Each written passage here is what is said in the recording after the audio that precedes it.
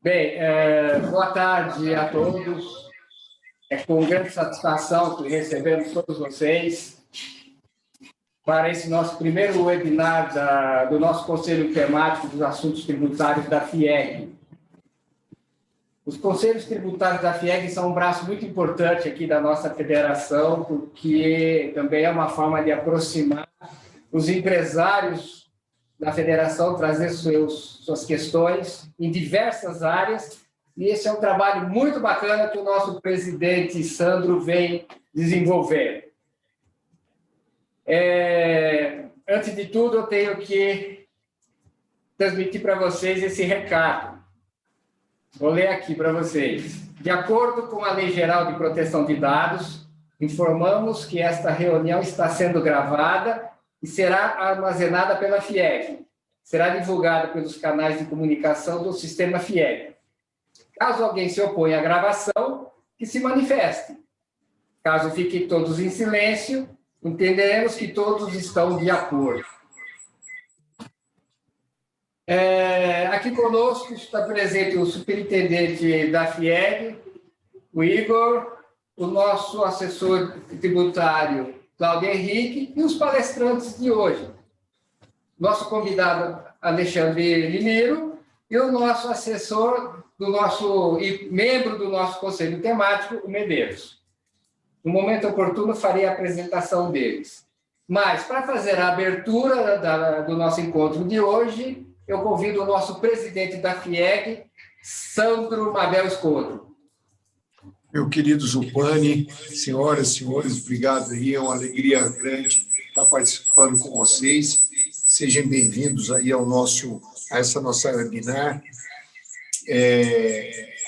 A transferência de ICM interestadual entre estabelecimento da mesma propriedade é um tema que está sendo discutido já há muito tempo, e agora ele começa a tomar com essa decisão do Supremo uma discussão maior e que pode dar alguns problemas, inclusive, para algumas empresas, inclusive nos incentivos fiscais.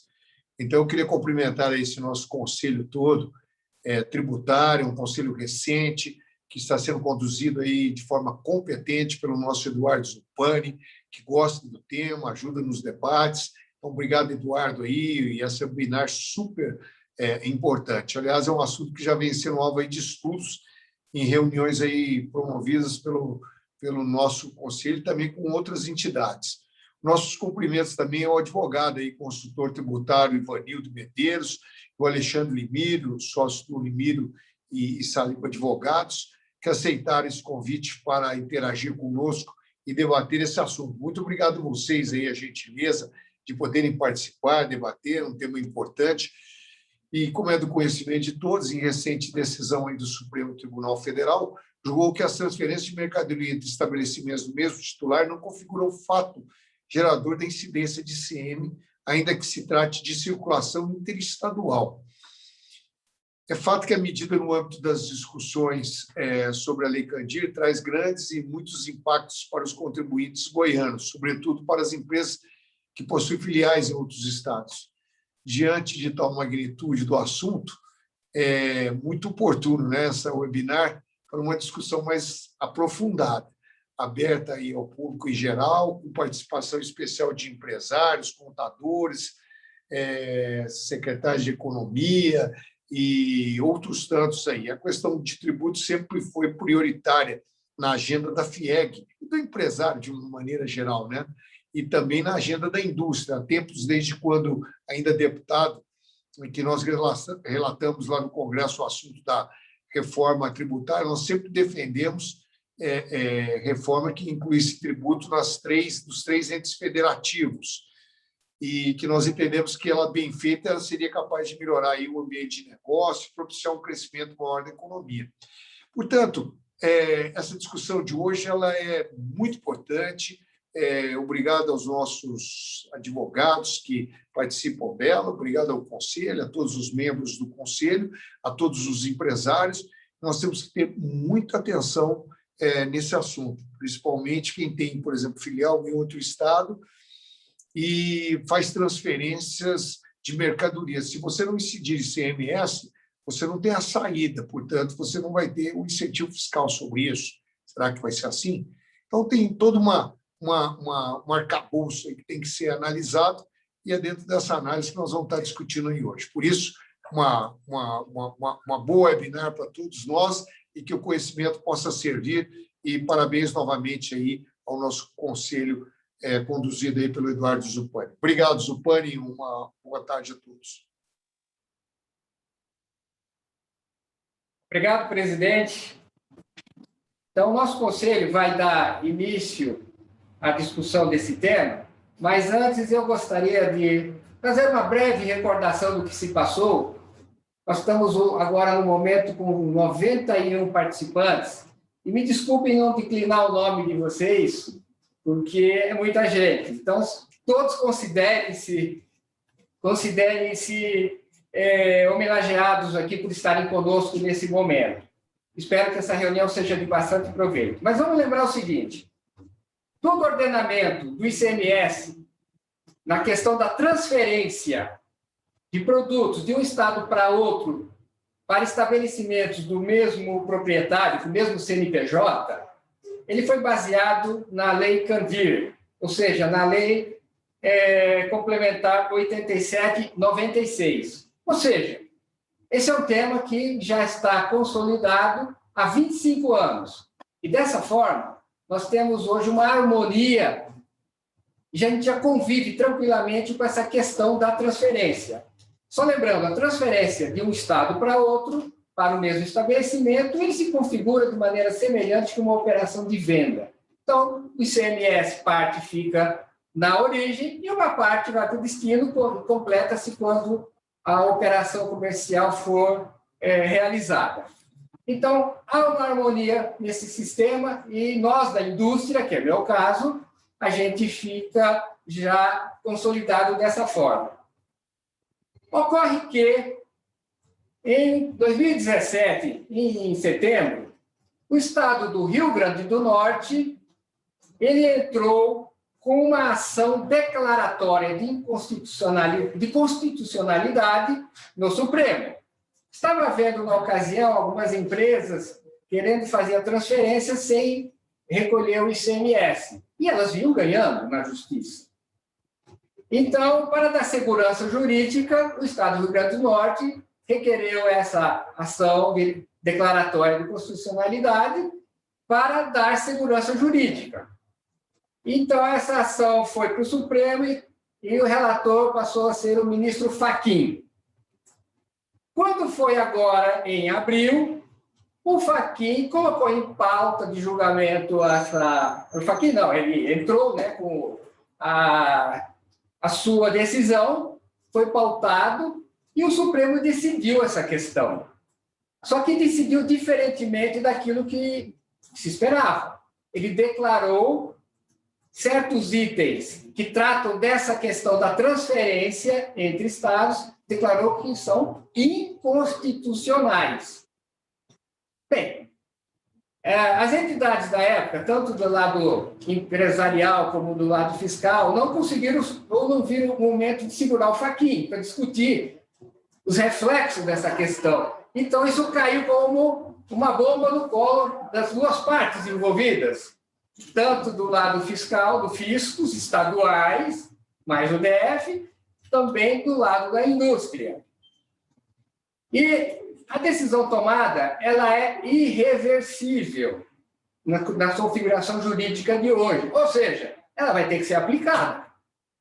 Ora, isso traz uma série de questões que complicam a vida, tanto da indústria como da área fiscal, e com reflexos em arrecadação e outros.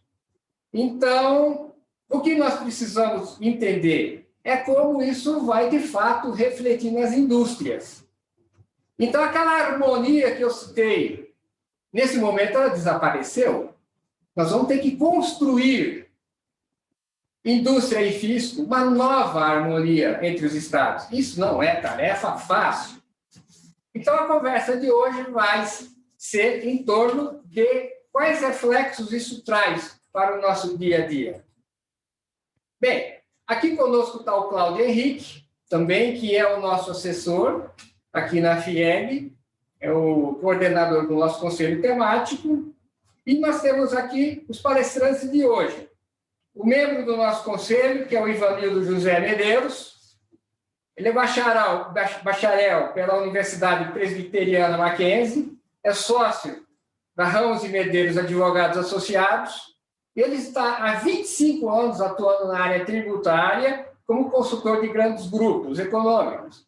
E hoje também é consultor tributário do setor sucro-alcooleiro aqui de Goiás e do Sindicato do Açúcar e de Álcool aqui ligado à FIEG. Foi palestrante também da unidade de negócios da Tax and Accounting da Thomson Reuters do Brasil.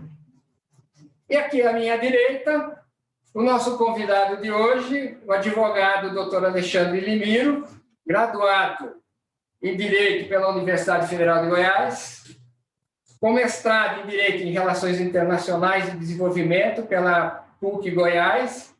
Atualmente é sócio de Limiro Advogados, professor de Direito Tributário desde 2004 na PUC Goiás, professor de cursos de pós-graduação, tanto no IPOD como na PUC. Foi integrante do Conselho Administrativo de Recursos Fiscais, o CARF, e da Junta de Recursos Fiscais do município de Goiânia. E é membro de Direito Tributário da Ordem de Advogados do Brasil na seção Goiás. Há 20 anos atua nessa área de direito. Ou seja, temos aqui duas personalidades que estão bem entrosadas com essa questão do direito. Agora é conversarmos sobre isso.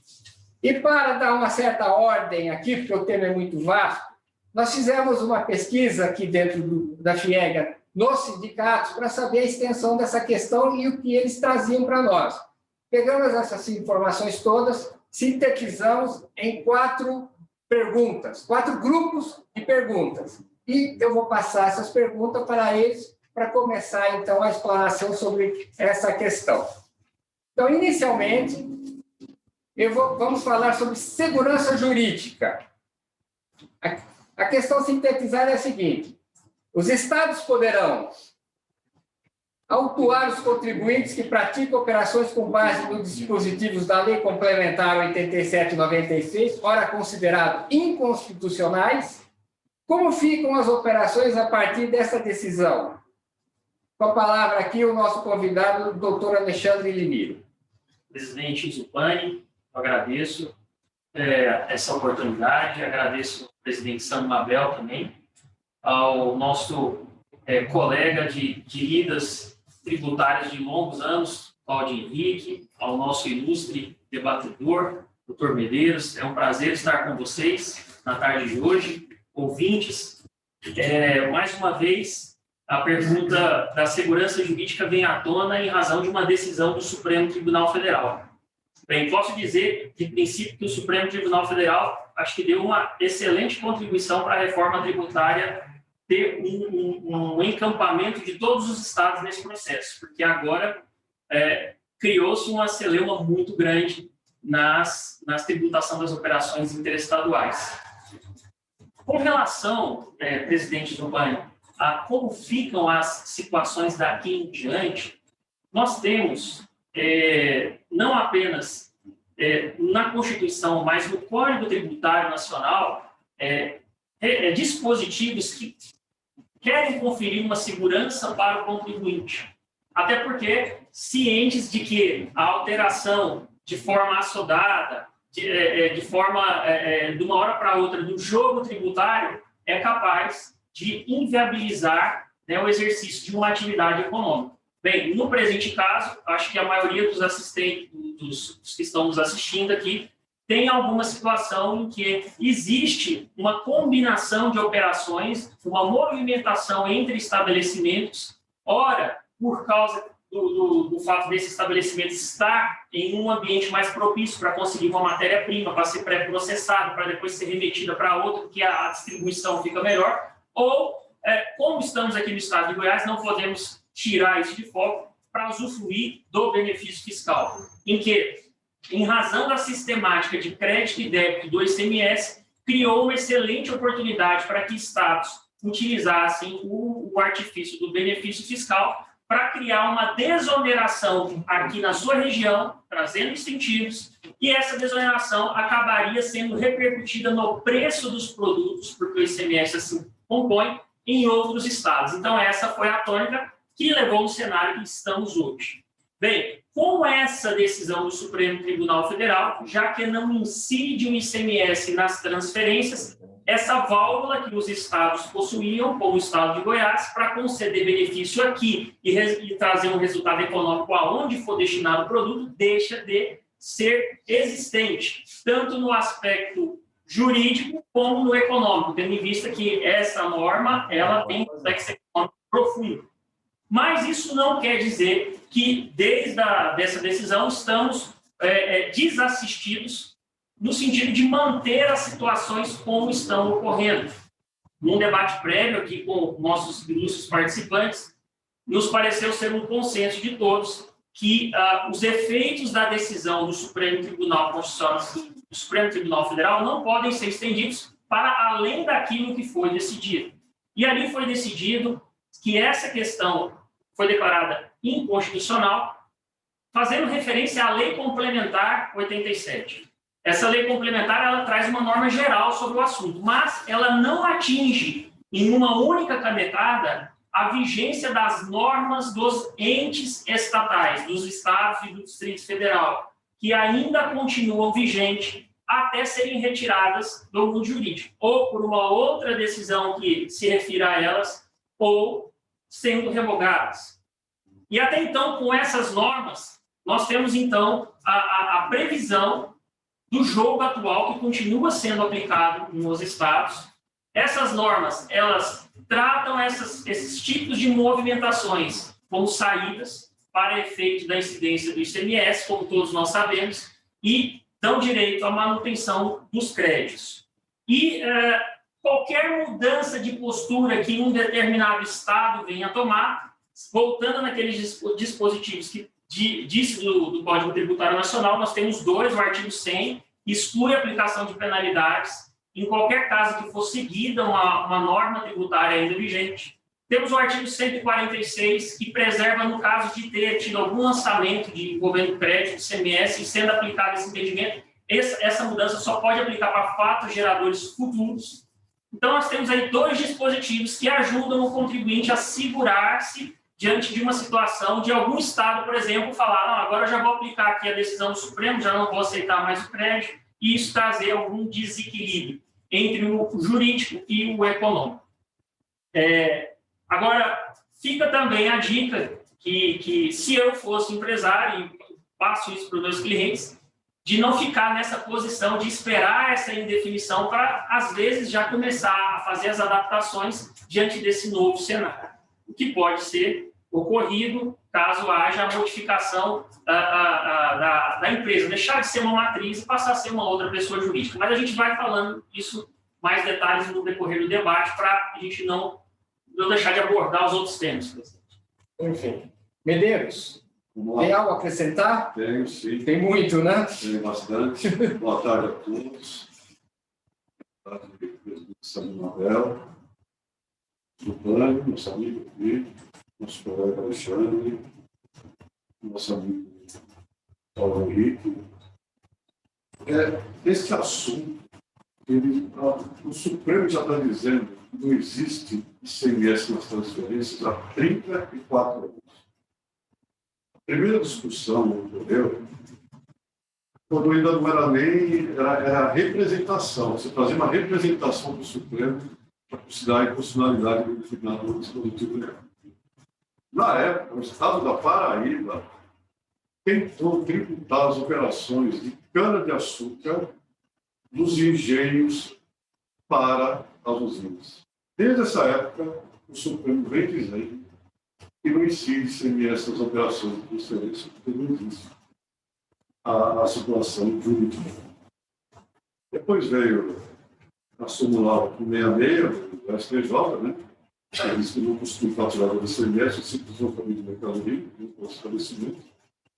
Depois teve um recurso especial do STJ, que o relator da época era o ministro Luiz Fux também, que ele também falou que não existe na transferência de mercadoria estabelecida na mesma empresa, inocorre o fato gerador pela existência de ato de mercadoria, isso já em 2010. Depois, em 2020, tivemos o tema 199, 1099, onde também, sobre repercussão geral, se decidiu que não haveria incidência de ICMS. E nós tivemos agora a ADC 49. Então, todo esse histórico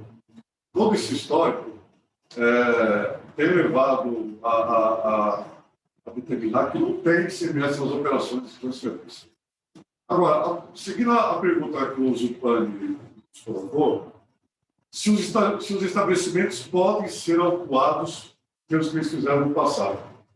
Bom, primeiro ponto, como bem disse o nosso colega Alexandre, apesar dos dispositivos legais da Lei Complementar 87/96 terem sido considerados inconstitucionais, as legislações ordinárias estão em vigor.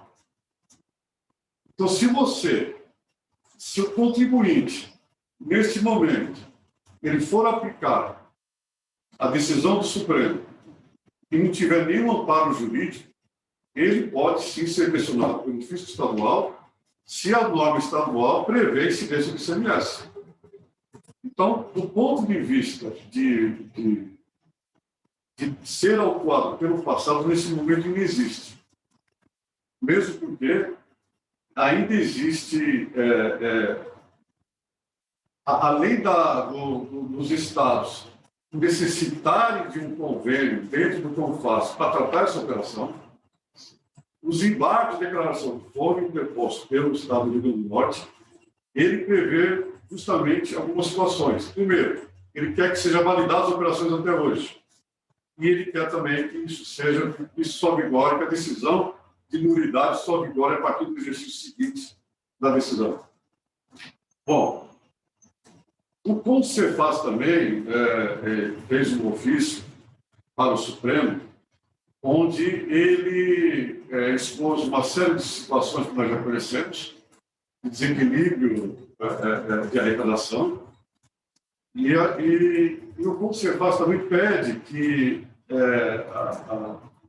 além dos efeitos vigorados a partir de 2023, que o passado também seja convalidado. Então, nesse momento que nós nos encontramos, eu entendo que não existe a possibilidade de alguém ser autuado.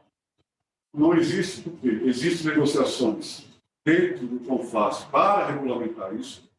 Existe ainda os embargos de declaração a serem decididos. E também, eu estou muito com o Zupani nessa conversa. O que está acontecendo hoje? Muitos estados estão fazendo conta para saber se eles vão ganhar ou vão perder com essa decisão do Supremo. Muitos contribuintes também estão fazendo essas contas. E todo mundo tem que fazer conta. Não adianta. Mas, nesse momento, nós temos que construir com o Estado uma solução. Tem que passar por uma negociação. Toda essa mudança que foi realizada pelo Supremo nessa decisão, nessa ADC 49, está obrigando a nós fazermos uma reforma tributária, uma mini reforma tributária que seja. Mas nós vamos mexer com muitos conceitos que foram definidos há anos e anos. Então, eu entendo que agora é o momento de se discutir com o Estado, tentar encontrar soluções e, com certeza, nesse momento, Zupani, ninguém será autuado se tiver praticado a operação por tributação. Talvez seja autuado se quiser adotar a decisão do Supremo, seria um amparo judicial. Ok, obrigado, Medeiros. Só uma identidade, presidente. Foi enviado um comentário, né? Janus Miller, invocando também a lei de introdução das normas do direito brasileiro para dizer que a mudança de entendimento preserva situações constituídas. É uma boa lembrança. No caso aqui, nós não temos uma mudança de jurisprudência. Não houve uma mudança de entendimento. Isso. Houve, no caso aí, uma declaração de inconstitucionalidade reforçando no âmbito constitucional Exato. o precedente antigo, né? Então, cabe uma discussão. Isso é um complemento, ela cita também, considera-se mudança de critério uma mudança baseada numa prática administrativa reiterada e de amplo conhecimento público. Essa cobrança nas operações interestaduais era uma prática da Cefaz, ela era cobrada, inclusive era feita por imposição do Estado, se fosse feito diferentemente era autuado, então acredito que enquadraria nessa mudança de critério jurídico como prática reiterada e estaria protegidas as operações anteriores de qualquer autuação, né? Isso. Como o artigo 170 fala também na prática reiterada. Também é uma forma de proteção. Muito bem, obrigado. Bem, então vamos para o segundo tema, que Pessoal, é possível fazer uma pergunta? Pode? Sim. Eu agradeço, obrigado. É bem breve. Como fica do ponto de vista do estado de destino? Poderia o estado de destino, eventualmente, exigir o estorno do crédito nesse momento? O estorno do crédito no estabelecimento de origem. Não, porque, veja, se eu estou transferindo de Goiás para São Paulo, tá? Um exemplo, estou transferindo de Goiás para São Paulo. Eventualmente, como a legislação de Goiás não mudou, eu vou continuar transferindo com débito de ICMS. E em São Paulo, eu aproveito, eu tomo o crédito desse ICMS destacado na nota de transferência. Poderia, eventualmente, o estado de destino, a partir desta decisão do STF, me autuar por uma tomada de um crédito indevido? E vice-versa também, né? Eventual transferência de São Paulo para Goiás, por exemplo, poderia Goiás me exigir o estorno desse crédito? Esse item a gente vai comentar no item 3, mas vamos ser breves. Desculpa. Não, tranquilo. A legislação hoje está em vigor ainda e ela permite esse crédito. Então, a legislação estadual precisaria ser modificada para impedir esse crédito. Eu não vejo hoje abertura para isso, mesmo porque é necessário que exista um acordo nacional entre os estados para determinar uma nova regra. Eu entendo que, nesse momento, isso não é possível. Eu acho que nenhum estado vai promover isso. E a compensação, o sistema de compensação do ICMS é matéria reservada para a lei complementar. A tendência é a gente ter esse debate breve no legislativo para trazer essa segurança. Até lá, temos as normas de cada estado. Perfeito. Obrigado, gente. Obrigado. Eu recordo a todos que, no final dessas 4 questões, a primeira já foi, nós vamos abrir para debate, porque esse tema é extremamente rico.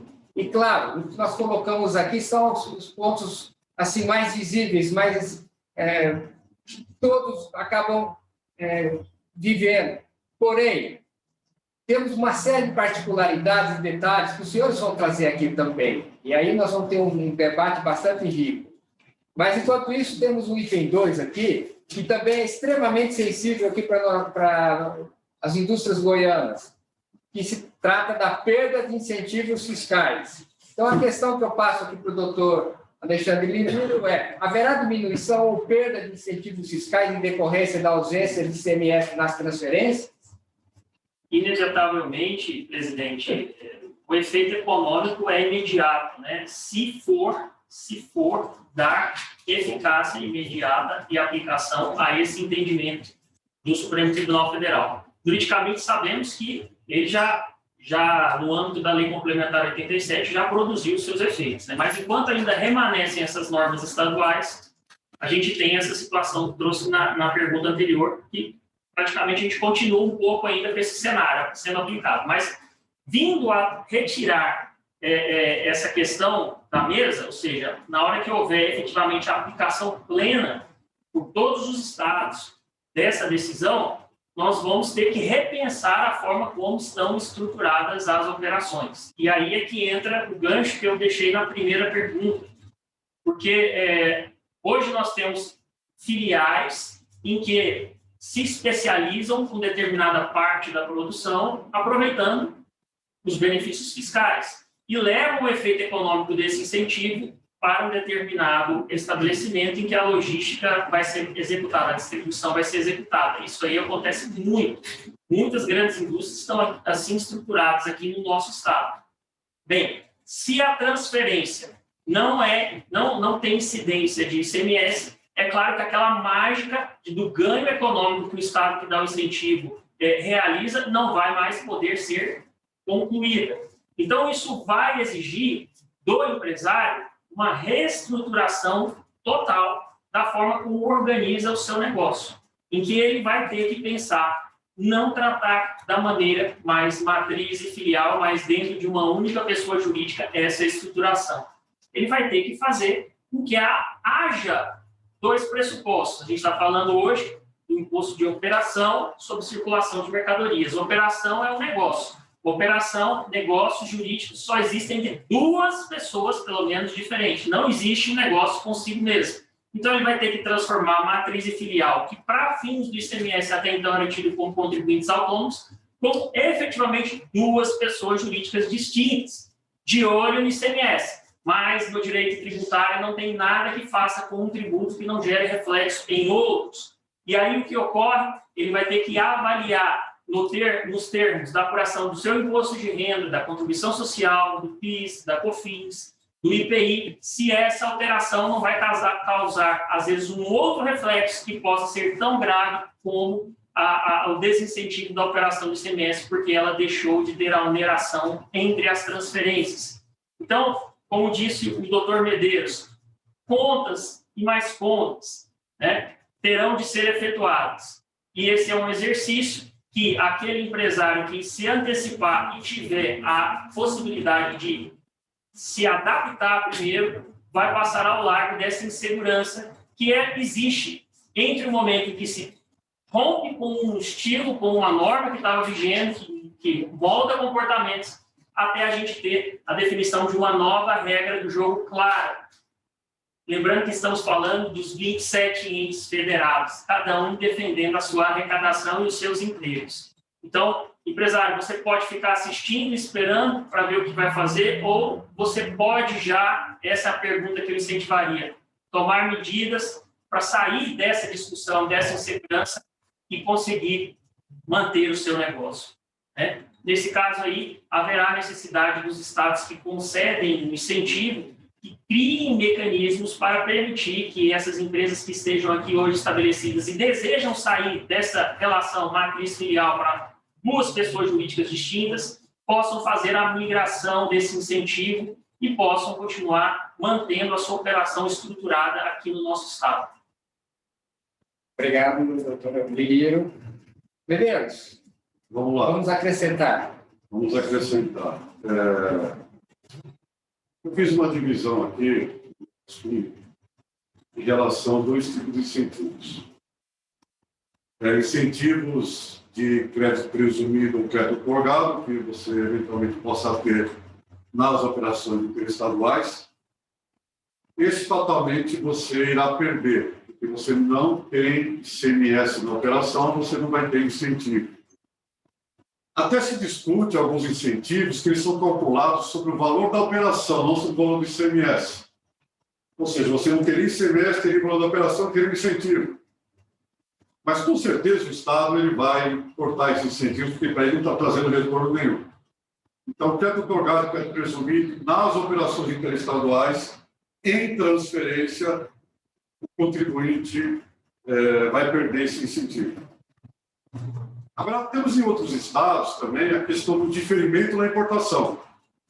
Muitos contribuintes criaram estabelecimento em outros estados só para fazer importação e transferir para outros estados. Se ele não tiver operação de venda a posteriori, nós vamos ter um grande problema, que é a questão da quebra do diferimento do ICMS. Porque você importa com diferimento, sendo que a sua saída você teria um imposto a pagar. Como você não vai ter um imposto a pagar na transferência, existe uma quebra do diferimento. Então, você teria que pagar o imposto que foi diferido. Essa é uma questão muito sensível até o que você faz no seu ofício tratou desse assunto, um assunto que precisa ser estudado. Mas eu vejo esses dois incentivos, porque você pode também ter o financiamento na operação de transferência, financiamento do ICMS, que você também irá perder. Então, em relação a incentivos fiscais que dependem da tributação na operação de transferência, realmente vai haver a perda do incentivo. E aí eu estou com o doutor Alexandre, porque as empresas precisam mapear, fazer esse mapeamento logístico tributário para entender quais serão as suas atitudes em relação às operações futuras. Volto a dizer, com certeza os estados, os contribuintes, terão que encontrar uma saída para isso. Porque mudança de sistemas, mudança de perfil de filiais para empresas do terceiro, que seria de revenda, isso muda muito com a comercialização. E isso a gente não pode deixar acontecer. Nós temos que tentar encontrar uma solução, mantendo essas operações de estabelecimento, fazendo transferência, sem a perda desses incentivos e sem a perda desse ICMS, que seria crédito, débito na origem, débito no destino. Obrigado, Medeiros. Vamos passar para o terceiro tópico e vou alternar a ordem aqui das perguntas. Vou passar agora para o próprio Medeiros. E o tema agora trata exatamente da questão dos créditos. Haverá necessidade de estorno de crédito ICMS no estabelecimento de origem decorrente da ausência de destaque do ICMS nas operações de transferência? E outra, que é a ausência de crédito ICMS no estabelecimento destinatário. Como fica a situação do estabelecimento destinatário com a ausência do ICMS nas operações de transferência? Boa pergunta. Boa pergunta. Se você for fazer essa pergunta para o fisco de origem, ele vai dizer que tem que estornar o crédito. Se você for fazer essa pergunta para o estabelecimento de destino, o fisco do estabelecimento de destino, ele vai dizer que ele não tem crédito nenhum porque a operação não teve débito. Agora, esta é uma situação que não pode perdurar. Quando a gente fala em conversar, dialogar, fisco-contribuinte, são esses entraves que precisam ser ultrapassados. São conflitos que existem entre fisco e contribuinte que precisam ser resolvidos. Nós não podemos admitir jamais que seja estornado o crédito na origem. E pelo princípio da não cumulatividade, também não podemos imaginar que o destino não possa fazer esse crédito. Então, nós precisamos encontrar uma solução para esta situação. Agora, do ponto de vista legal, a Lei Complementar 87/96, ela prevê que existe uma vedação do crédito do ICMS nas operações com não incidência do imposto. Porém, essa mesma lei complementar, através do artigo 21, parágrafo 3º, permite que esse crédito seja transferido para o estabelecimento de destino. Ou seja, apesar ele seria estornado, mas seria realizado um crédito no estabelecimento de destino. Agora, o fisco do Estado de destino, nós precisamos pensar na complexidade dessa operação. Como é que ocorre a operação hoje atual de transferência? Vamos supor que você tem um estabelecimento lá em São Paulo e você recebe em transferência matéria-prima, insumos para a produção aqui no estado de Goiás. Na situação antes da decisão do Supremo, você viria com essa operação tributada a 7%. Realizava o crédito de ICMS de 7%. Os insumos que foram adquiridos pelo seu estabelecimento, filial lá de São Paulo, ou matriz de São Paulo, não importa, foram adquiridos com a alíquota de 18%. Se você for imaginar que esses créditos vão ser transferidos para Goiás, de acordo com a Lei Complementar 87/96, a pergunta que eu faço a vocês é a seguinte: Vocês acham que o Estado de Goiás, que recebia 7% como crédito, vai aceitar 18%? Não vai. E tem outra. Ele não vai aceitar porque ele não sabe a composição desse crédito. Ele não sabe se esse crédito foi convalidado, se esse crédito foi auditado. Ele não pode simplesmente receber, através de uma nota fiscal de transferência, esse crédito. Com certeza, o estabelecimento daqui seria autuado. Então, esta questão do estorno do crédito, pelas vias legais, nós já temos algumas soluções. O próprio Supremo, ele já decidiu que não é necessário o estorno desse crédito. Ele decidiu agora, recentemente, em outubro de 2020, numa ação que as empresas de telefonia celular, que compravam aparelho celular, faziam crédito descombativo imobilizado através do SIAP, que é o 48 vezes, e cedia incomodato o aparelho celular. Ora, uma operação com não incidência. Mas o Supremo sustentou que esta operação de não incidência não exigiria o estorno do crédito. Tivemos uma agora, recentemente, em São Paulo, Tribunal de Justiça de São Paulo, que ele também, antes da ADC 49, que ele decidiu também que não se exige o estorno do crédito nessas operações. Então, nós estamos com o seguinte dilema. Do ponto de vista fiscal, vocês podem ter certeza que os estados vão querer o estorno desse crédito e não vão aceitar no destino esse crédito no seu estabelecimento de destino. Então, nós vamos ter que, se chegar a esse impasse, nós vamos ter que brigar para não ter o estorno do crédito e ter a possibilidade de usar o dispositivo legal que existe hoje na Lei Complementar 87/96 para transferir para o estabelecimento de destino. Saída legal, nós temos. Tem previsão de lei? Tem. Só que eu vou compartilhar a mesma opinião com o Zupani. Mas primeiro precisamos sentar os órgãos fazendários e tentar entender isso. A única solução que eu vejo seria ou se muda a Constituição e diz que transferência também tem ICMS, ou se cria um crédito presumido no destino, que eu acho que é de difícil aceitação. Ou seja, você estornaria na origem e faria um crédito presumido no destino, equivalente que você teria numa operação de transferência. Então, esse é o cenário urbano que eu enxergo neste momento. Um cenário complicado esse, para nós todos. Presidente, com direito à comunicação. Doutor Limino, sua vez agora. Complementando, o ICMS, presidente, a gente tem uma situação particular que, apesar da Lei Complementar 87 dispor sobre o regime de compensação, a Constituição é raiz do regime de compensação do ICMS. E a Constituição, ela dá o direito da compensação e ela diz quando não tem o direito dessa compensação. Então, essa regra não foi alterada.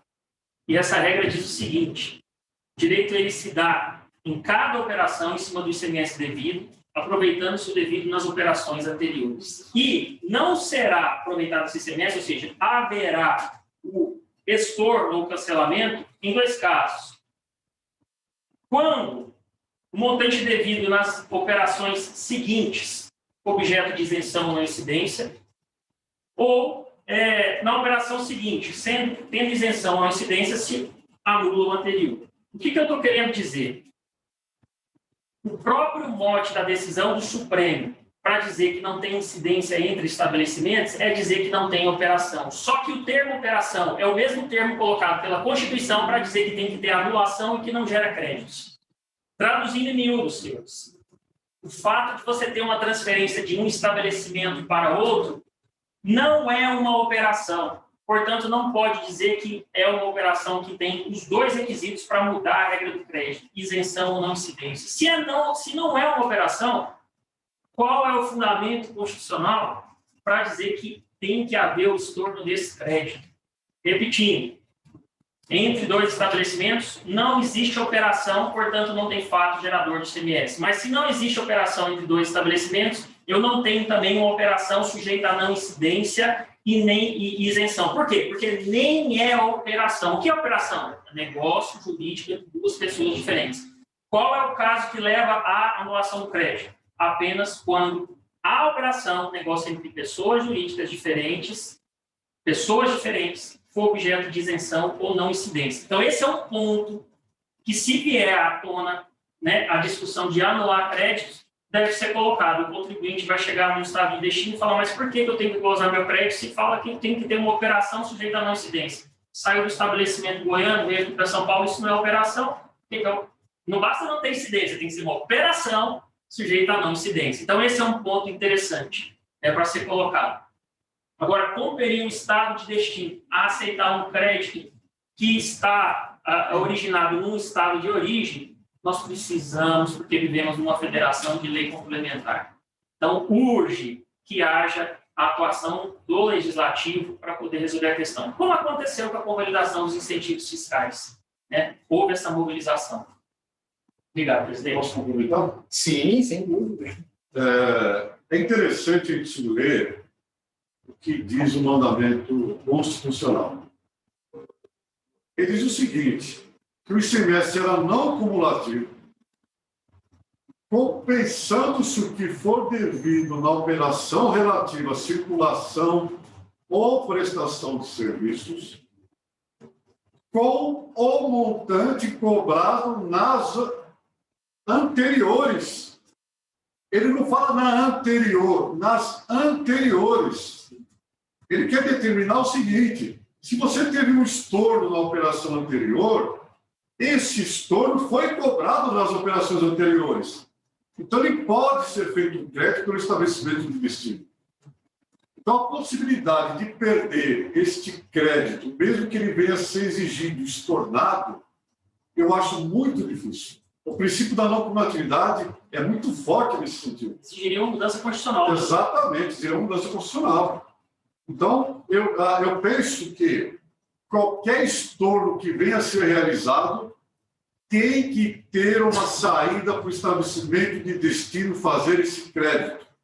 Não sou eu que estou dizendo, não é o doutor Alexandre que está dizendo. É a Constituição Federal que está determinando. E isso a gente não vai deixar escapar. Isso aqui não pode passar alheio aos estudos do CONFAS. Isso tem que fazer parte de uma solução. Então, a questão do estorno, ela passa por uma série de entendimentos jurídicos, que esse que o doutor Alexandre acabou de dizer que deve prevalecer, que não deve haver estorno. Mas se tiver que haver esse estorno, será objeto de estorno aqui, crédito no destino. E pelo seu valor integral. A gente não pode perder nada no meio do caminho. Perfeito? Então, vamos agora para o último tópico. Lembrando a todos do debate em seguida. Eu mesmo já tenho perguntas aqui para colocar em relação a esse tema que finalizamos agora. A questão agora é o DIFAL. Doutor Medeiros, você começa.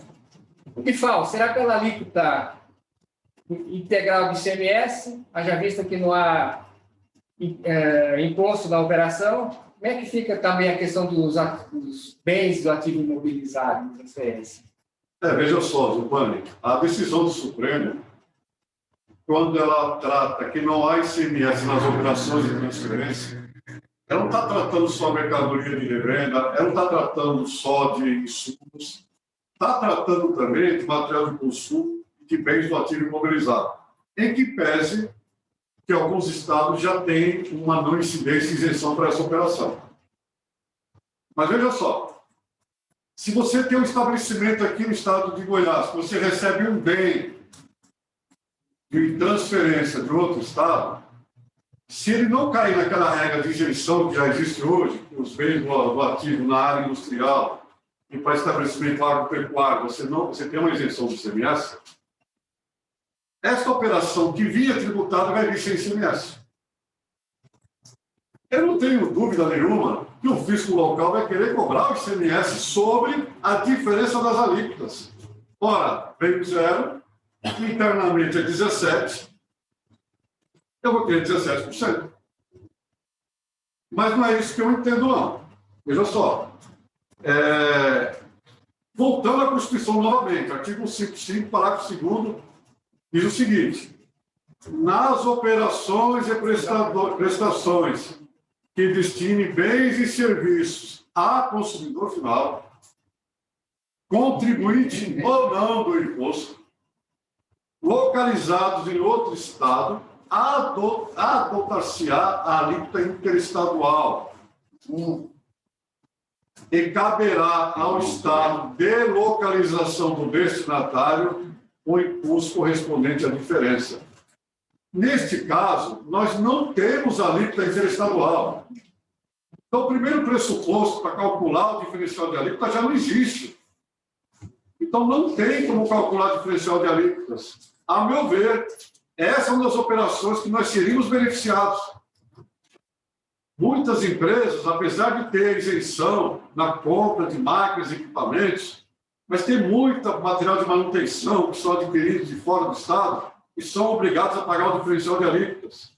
A meu ver, essas operações vão estar fora do alcance de tributação. A meu ver, não haveria o pagamento de total nessas operações. Ok. Antes de passar a palavra ao doutor Limiro, eu recomendaria a todos que estão nos acompanhando que formulem as perguntas, já comecem a formular as perguntas via chat, para poder a gente ganhar agilidade aqui em seguida. Doutor Limiro. Concordo com o doutor Medeiros. A Constituição, ela pressupõe que haja uma operação, né, para outro estado, para o consumidor final usa a palavra operação, nós não temos operação, esse é o motivo da inconstitucionalidade, então, pela não incidência do default, eu concordo. Agora, um ponto para chamar a atenção é que, às vezes, o direito, ele também pode ser usado como um propósito de má-fé, né? Seria o caso daquele contribuinte que fala, olha, eu não tenho incidência aqui na saída, mas ele está tomando crédito na entrada na mesma operação.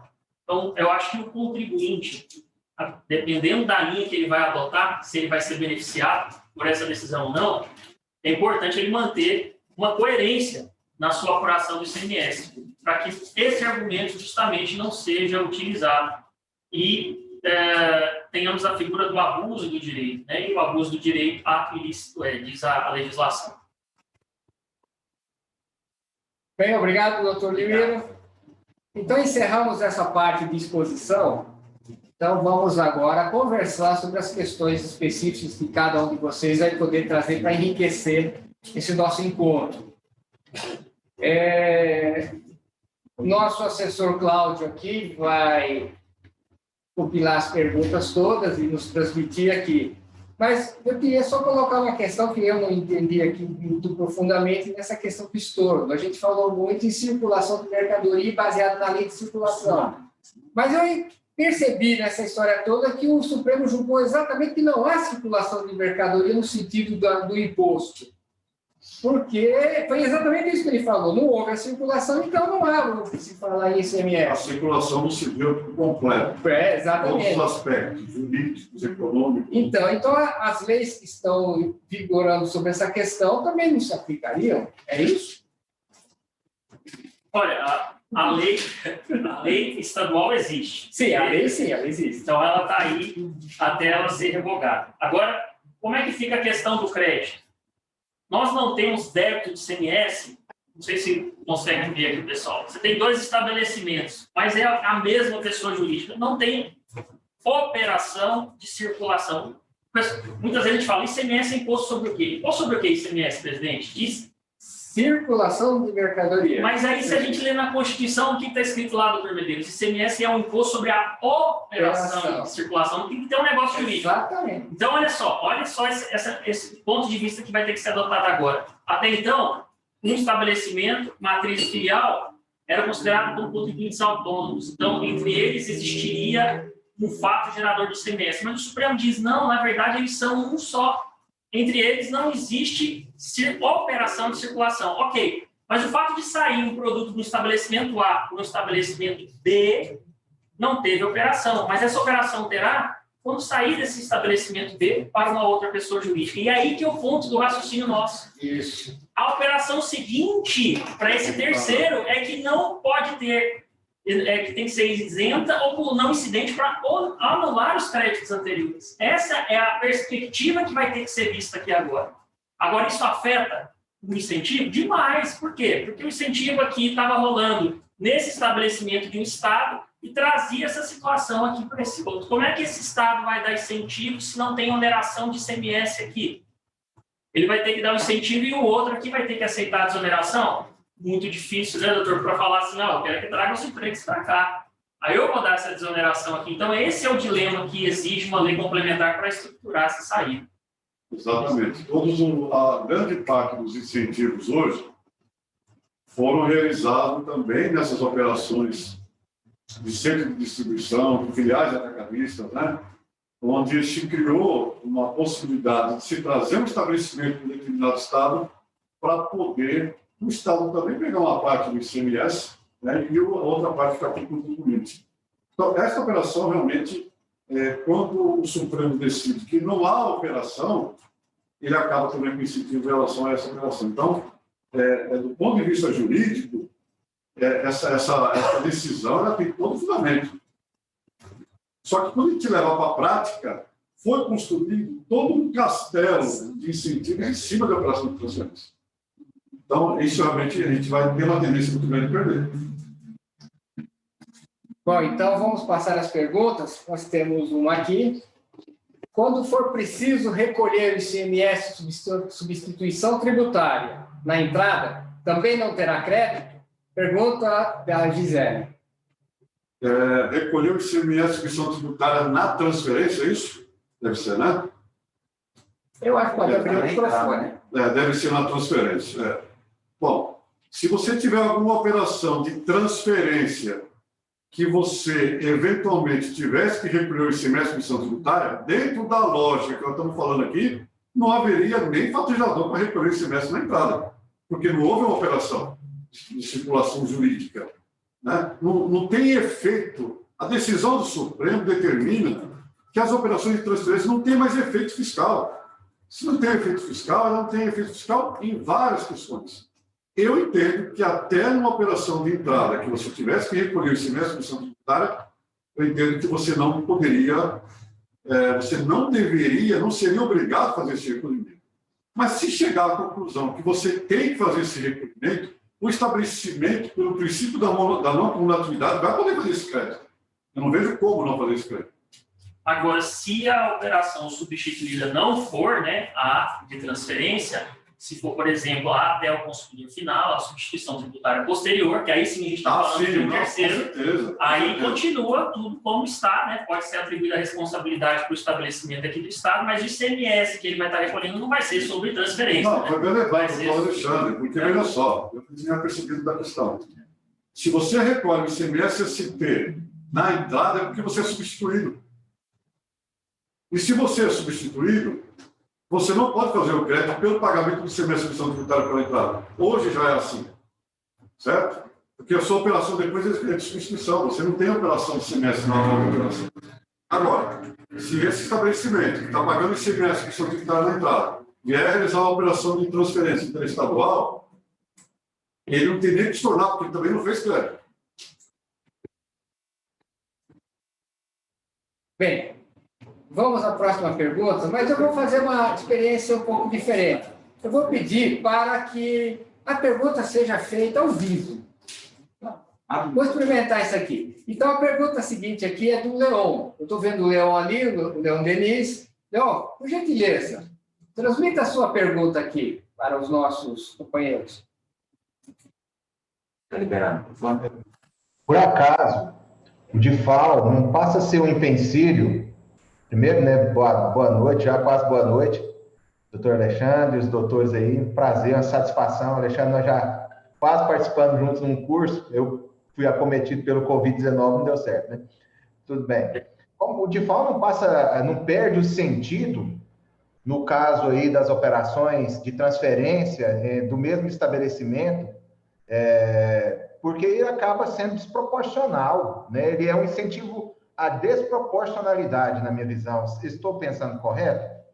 Uma outra situação que eu avalio é o STF, nessa decisão que teve né, de não haver a tributação aí nas operações, né, econômicas interestaduais, por acaso não estaria legislando, né, e isso não poderia gerar um passivo, né, jurídico para as indústrias? Essa é a pergunta. Leão Denise, eminente contador lá da região de Palmeiras. Leão, concordamos com você, de FAO na transferência, né, doutor? Exato. Nós concordamos que não há necessidade de recolhimento. não há necessidade. Agora, o Supremo ele fez o quê? Ele retirou dispositivos da lei complementar que alteraram todo o jogo, né? Então dá a impressão que ele está legislando, né? Mas, na verdade, ele tirou o postulado básico do ICMS que cada estabelecimento era visto, né, na visão do Supremo, como autônomo até agora, né? Então, cada um teria que ver a sua apuração, prova, seu crédito e débito. Então, esse é um pilar da estrutura do ICMS concebida assim por motivo econômico, mas que não colocaram as pessoas que fizeram o projeto do ICMS para redigir a Constituição. Então, houve aí um caminho diferente. A Constituição já exige que haja operação, e operação entre pessoas diferentes, né? Então, até então, como é que tínhamos hoje? Até o Claudio Henrique fazia muito essa pergunta. Essa súmula 166, usa para quê? Olha, até hoje eu só usava o seguinte: se algum contribuinte, algum cliente meu fosse autuado de ICMS na transferência de um estabelecimento para outro dele, eu alegava 166. Fora isso, eu não alegava, porque eu ia estourar o sistema de crédito e débito dele. Perfeito. Então, hoje a gente está nessa situação. O que vai vir? Precisamos ter uma construção legislativa de regra do jogo. Aí sim, o legislador positivo, Leão Denise. O Supremo, ele tirou um negócio que desestruturou o ICMS todo. Isso, o legislador negativo acaba que o caso deveria modular, né? Eu acredito que deveria ter uma situação aí modulada de tal forma que cada estado pudesse ter uma opção a ser tomada para manter como está, mas de fato vai haver então é o primeiro passo para a reforma tributária pelo menos Agora vai acelerar. Vai acelerar, porque tem que acelerar, né? Alguém vai levar prejuízo nessa história. Ô, Leão, só para complementar aqui... Parabéns, viu? Muito obrigado. Leão, só para complementar aqui...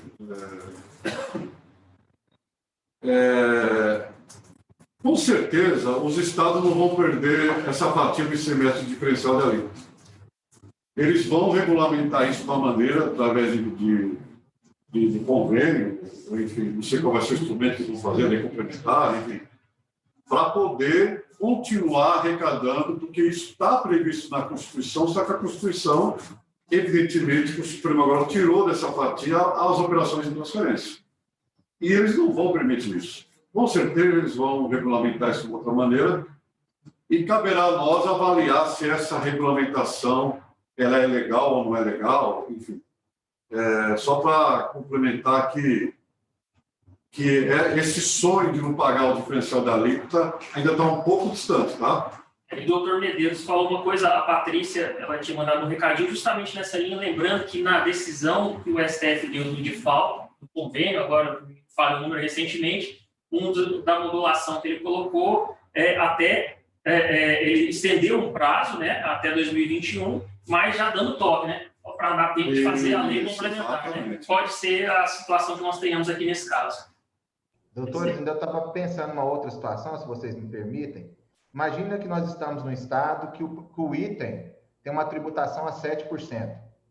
E o industrial transfere de um outro estado e vem mantendo, né, a tributação, um crédito de 12%.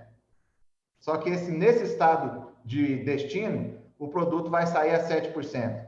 Como que ficaria essa questão da proporcionalidade tributária, né? Veja só, nós tivemos um caso desse em São Paulo, que era do arroz que vinha do Paraná para São Paulo. Em São Paulo, o produto lá é 7% e o arroz vinha a 12%. O Estado de São Paulo autuou os atacadistas, os adquirentes, comerciantes desse arroz, e eles recorreram e, pasmem, perderam. Tem que se tornar o crédito a diferença dos 7 para os 12. Eu falo que gera. Entendeu? O passivo tributário que gera é esse tipo aí. Ó. Isso. Bem, então vamos para a próxima agora. É a Yasmin. Eu solicitaria que fizesse uma apresentação do nome completo e a empresa ou a atividade ou o organismo que representa, sim, de imediato, para a gente ganhar tempo. Yasmin, por favor.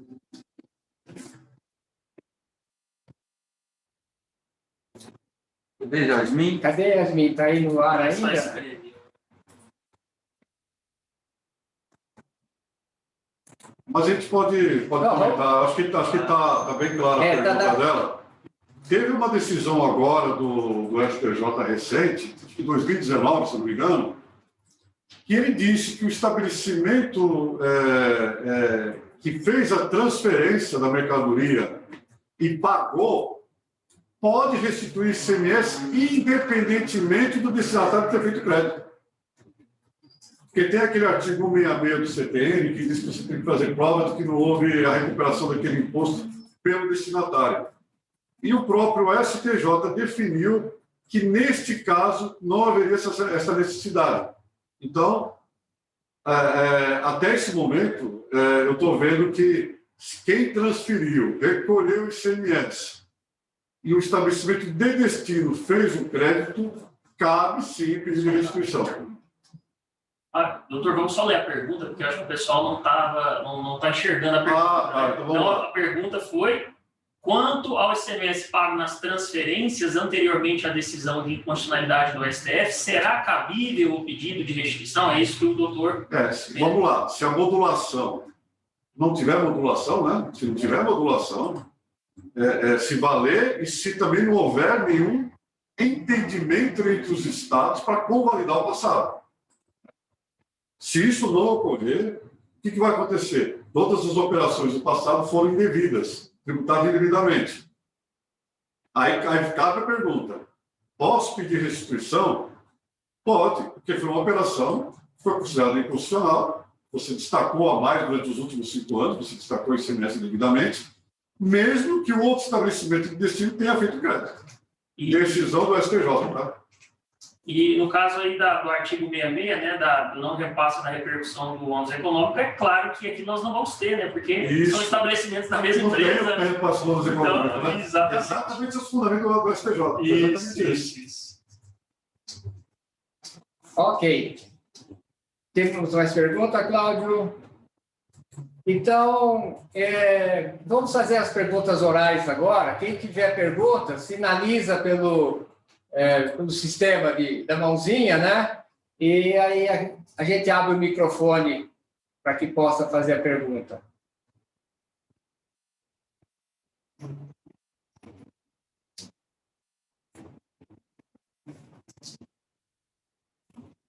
Eu acho que o Flávio Rodovalho quer fazer uma pergunta. O Flávio Rodovalho vai fazer uma exposição, ele não faz pergunta, não. Eu gostaria de perguntar ao presidente Zupani, ao Alexandre, ao doutor Medeiros, se está tudo bem com vocês. Era a pergunta que eu tinha feito. Que bom, fico feliz, a informação que eu gostaria. Flávio, com ele está tudo bem, mas eu sou do lado da indústria. Rapaz, estou meio uma confusão que eu não sei para que lado eu ando. Isso me afeta. Então, eu estou aprendendo aqui com eles, mas eu não sei que caminho ainda tomar, não, viu?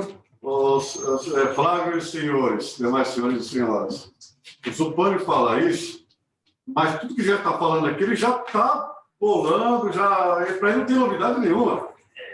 Ele já está totalmente estruturado aí para poder tomar providência. A concorrência ele está chorando. Exatamente. Tá certo. Eu acho, só um rápido comentário aqui, exatamente o que o Medeiros falou. A situação não é tão ruim quanto parece. Tá? Eu acho que a insegurança, sem sombra de dúvida, ela existe, mas eu acho que assim, o balanço que você tem, eu acho que ele é mais positivo do que ser negativo. Tá? E a gente vai criar essa estrutura para que isso seja mais positivo, penso eu. O que pode atrapalhar essa equação é o CONFAS. O CONFAS é que vai complicar essa equação. Se deixar para que nós resolvamos isso seja judicialmente, seja nas interpretações que serão dadas, eu acho que o Alexandre colocou isso bem interessante. Assim. Nós não estamos falando de uma não incidência. Tá? Isso não é uma não incidência. Decisões do Supremo, decisões do STJ, várias delas, colocam sempre o seguinte, a unicidade de estabelecimentos. Para que haja a mudança, tem que haver uma mudança jurídica, né, de propriedade. Sendo assim, seria o mesmo caso de você tributar, por exemplo, a saída do final da esteira, né, da produção, para o estoque. Houve uma circulação, não houve? Mas ela é uma circulação meramente fictícia. Né? Ela não existe juridicamente. Então, você transferir do estabelecimento A para o estabelecimento B, o Alexandre colocou isso bem claro, isso não é uma operação. Né? Então, ele está dentro do mesmo titular, do mesmo detentor jurídico daquela mercadoria. Então, nós vamos ter que criar aí, eu acho que vai ter uma mudança, sim, na nota fiscal eletrônica, e vai ter um sistema, lógico, de parametrização de sistemas, tudo isso, mas eu penso mais que a gente vai criar uma nota de transferência dos créditos. Acho que vai ser mais ou menos por aí. E acredito que a única coisa boa que o CONFAS irá fazer nessa discussão é que ele vai fazer a remissão dos créditos tributários para não ter qualquer tipo de discussão nesse sentido. Então, ele vai fazer uma remissão geral, tal qual fez, né, no Convênio 190, que regulou a Lei Complementar 160, tal qual fez com outros estados no passado, especialmente o Distrito Federal, quando foram julgados os seus benefícios fiscais inconstitucionais, né, e o CONFAS vinha e dava uma remissão geral para aquela condição. Acho que vai acontecer alguma coisa mais ou menos assim. Mas a regulamentação do CONFAS vai ser um pouquinho mais complicada. E que fique, doutor Flávio, né? Recado. O Supremo está dizendo que, mesmo que tenha repercussão econômica, está fazendo prevalecer a Constituição. Assim foi na decisão do PIS/COFINS, aqui novamente. Claro que temos algumas exceções que ele dá aquela balançada igual do default simples, todo mundo assustou. Mas que o CONFAS veja que está na hora de tratar a questão juridicamente e não economicamente, porque tratar economicamente está sujeito a derrubar todo mundo. Então, o CONFAS precisa colocar em pauta como pressuposto de partida para ele regular algo, a Constituição e as leis. Isso é muito importante. E, completando, Alexandre, o Supremo vem decidindo, bem recentemente, nos últimos 2 anos, tem no mínimo 3, 4 decisões nesse sentido, que o CONFAS não é órgão regulamentador. Né? Ele não tem regulamentação. Assim, ele não tem o dever de se criar as regras, vamos dizer assim, operacionais, mas não cria ou retira qualquer direito. Né? Então, o CONFAS não tem esse poder de fazer isso, e o CONFAS sempre entendeu que ele teria poderes amplos, né? Legislativo e tudo isso. Né? Então, acho que essa é uma situação importante para a gente declarar, porque o CONFAS se arvora, né, numa condição que ele não tem. Então, e o Supremo reconheceu isso recentemente, promulgou umas 2, 3 vezes. Então, acho que é importante a gente prestar atenção nisso também, nesse ponto de que o CONFAS ainda vai tentar regulamentar de alguma forma, coisa que não é dele regulamentar. Mas aí, o Zupani, que eu acho que vai ter uma confusão maior do que a gente já está vivendo hoje. Ok. Mas, Flávio, naquela correspondência do final agora de maio, que o Comitê Nacional do Secretário de Fazenda enviou ao ministro Fachin, eles pedem que a modulação se dê a partir do exercício do ano 23. Ou seja, eles mesmo preveem uma baita dificuldade para se chegar a esse novo consenso entre as próprias secretarias de Fazenda. E nós aqui, como industriais, nós temos que ficar participando também, porque isso reflete diretamente nas empresas, e não só nas empresas, em todo o planejamento tributário que havia e foi agora por água abaixo. Então, você vê, nós temos aí pouco mais de 1 ano e meio de solicitação para se dar uma nova norma para essa questão. Isso é previsão segundo esse documento enviado ao FAQI, né? Bem, temos mais perguntas? Supone só um detalhe. Essa decisão do Supremo, ela está indo de encontro com aquela reforma tributária que o ICMS tem que ser recolhido no destino. A partir do momento que ele... Estou falando da parcela das transferências, né? A partir do momento que você não tem a incidência na operação de transferência, você acaba acarretando todo o ICMS para ser recolhido no destino, distorcendo todo o sistema federativo. E tem outra. Dá a impressão que os estabelecimentos, os estados de destino é que foram privilegiados, né? Porque você vai receber sem imposto e vai ter uma carga maior de imposto a ser pago no destino. Mas essa conta não fecha ainda, tá? Não fecha ainda porque mesmo os estados de destino têm muitos centros de distribuição para poder transitar a mercadoria e levar para outro estado, que é o estado do Sul. Então, é uma conta ainda que ainda não se fechou, mas o que me preocupa realmente são estados que estão fazendo conta e estão achando que vão ganhar dinheiro com isso. Ganhar reputação. Ano que vem é ano político, isso preocupa e nós precisamos estar atuantes.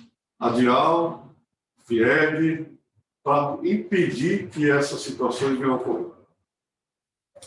Ok. É importante, Federação do Rio Grande do Sul, do Conselho... Havia uma pergunta? Sim. Ok. Cláudio, leia para nós, por gentileza. Senhores, a Sabrina, da Federação do Rio Grande do Sul, está indagando, na opinião dos senhores, o que as indústrias podem, devem fazer neste momento? Sabrina, do Conselho de Assuntos Tributários da Federação do Rio Grande do Sul. Penso eu que nada. O que nós temos que fazer agora é aguardar que vai ser concluído, que vai ser discutido, que vai ser negociado.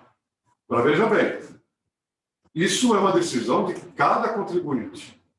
Cada contribuinte que vai ter a sensibilidade para saber se realmente isso vai ser favorável para ele ou não. Agora, você mexer em toda a sua operação agora, você mexer em toda a sua distribuição de produtos, sistemas, ERP, marca, enfim, eu acho que a mudança é muito grande. Para daqui a 1 ano, 2 anos, ter uma normatização, você tem que se reenquadrar novamente nessa normatização. Então, penso eu que, nesse momento, eu ficaria em stand-by, aguardando, analisando, estudando e fazendo conta. Mas nenhuma atitude de ordem prática. Não sei se o doutor Alexandre compartilha de outra... É difícil dar uma resposta assim, né? Porque são tantas situações que existem, né? Mas, se fosse eu aguardaria o cenário, igual o doutor disse, mas eu já teria um plano B para fazer essas contas, qualquer coisa eu viraria a chave, porque de repente o estado de São Paulo, se é o estado de destino que vai ser privilegiado, a tendência é ser o primeiro a dar o grito, né? Vai lá e revoga de um dia para o outro essas questões, e aí, putz, vamos torcer essa chave aqui.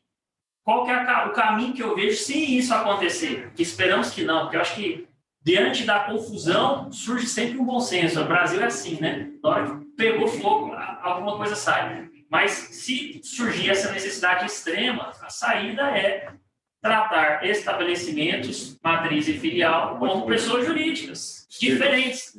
Vamos fazer uma cisão aqui e pronto. Tem que estar, esse cálculo, esse estudo tem que estar pronto, pessoal. Ok. Então, estamos chegando ao final. Eu vou passar a palavra aqui para o doutor Medeiros para as suas considerações finais e, em seguida, o doutor Bimiro. Bom, Zupani, ouvintes, como eu falei, eu acho que o momento agora é de reflexão. Eu entendo que qualquer atitude agora, ela ainda é prematura. Se você conversar esse assunto com o fisco não sabe qual é a solução. O Legislativo não sabe qual é a solução. E o Supremo, ele pode não estar nem aí com a solução. porque ele vai só analisar do ponto de vista legal. A solução está na mão da gente, na mão dos contribuintes e na mão do Estado. Então, qualquer atitude agora pode ser uma atitude precipitada, precisa ser muito bem analisada. Então, as legislações estaduais, mesmo que inconstitucionais, estão aí surtindo efeitos. Se você deixar de tributar uma operação de transferência, o fiscal vai olhar a legislação local e vai dizer o seguinte: aqui está determinando o que é tributado, e ele praticou sem tributação, eu vou autuar ele. E você vai defender e vai ganhar, com certeza vai ganhar. Mas você vai ter um dissabor de ter um auto de infração para poder discutir. E se você tiver incentivos fiscais dentro do Estado, você tem que pensar também na sua parceria com o Estado. Porque só brigar com o Estado e querer tudo, de repente você pode ficar sem nada. Então, o meu aconselhamento nesse momento é esperar um pouco mais, mesmo porque a legislação dos Estados está em vigor, está a 100 por hora, e eles, por enquanto, não sabem o que fazer. Então, estaria ainda uma operação sendo praticada, a não ser nesses casos que o doutor Alexandre citou. Se você tem um auto de infração, você está discutindo aí num órgão administrativo, que você deixou de destacar o ICMS numa operação de transferência, ótimo. Essa ADC veio a calhar, porque agora você realmente vai ter um êxito nesse processo. Mas, no contrário, eu permaneceria com a operação sendo tributada, a não ser que você tenha um ganho muito forte aí que você está prevendo, e aí você entra com a medida judicial para poder se preservar. Presidente Zupani, eu só tenho a agradecer o áudio, a presença de todos, colocar à disposição e fé, pessoal, que essas mudanças balançam, mas é melhor a gente arrumar logo essa casa do que ficar com algo hoje que, por conta do sistema econômico ser assim, a gente passa em cima de direitos e garantias individuais. A gente precisa arrumar isso. O Brasil precisa pautar a sua atuação dia a dia, os órgãos públicos, respeitando os direitos e garantias individuais, dentre os quais as normas constitucionais de competência tributária que limitam o que cada cidadão vai ter que tirar do bolso para dar para o Estado. Muito obrigado. Doutor Zupani, só um detalhe, rapidinho. Esta operação de transferência, que passa a não ser uma operação,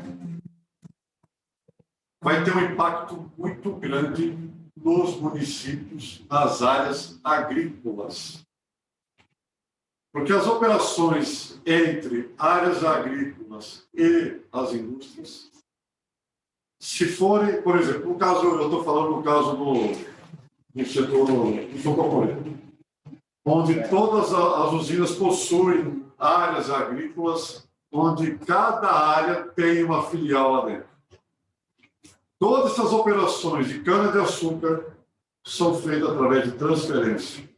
Elas entram na divisão do ICMS para o município. Agora, a partir do momento que isso deixa de ser uma operação, esses municípios, de acordo com a Lei Complementar 63, se não me engano, de 1990, esta operação não será mais objeto de repasse do ICMS. Então, os municípios vão perder a arrecadação do ICMS na transferência do ICMS do município.